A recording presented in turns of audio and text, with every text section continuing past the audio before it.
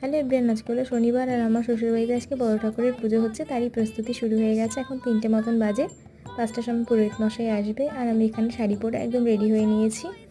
ফলগুলোকে বানিয়ে নেব, তাই জন্য চলে এসেছি। যেহেতু এটা ঠাকুরের জন্য কাটবো, তাই জন্য এটাকে কেটে নেব, এটা নাকি বলতে নেই, তাই বানিয়ে নেব বললাম। আর আমরা আজকে 5জন মতন উপোস রয়েছি, তাই সবাই মিলে হাতে হাতে গুছিয়ে এখানে সমস্ত কিছু গুছিয়ে নিয়েছি।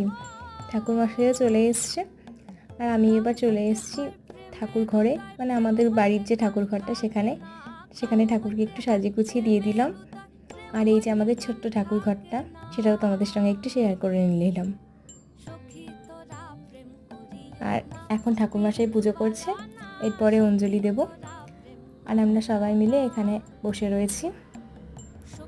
আজকের ভিডিওটা কেমন হলো তোমরা আমাকে অবশ্যই জানিও, আর লাইক কমেন্ট শেয়ার করে দিও, আর সাবস্ক্রাইব করতে ভুলো না। টাটা।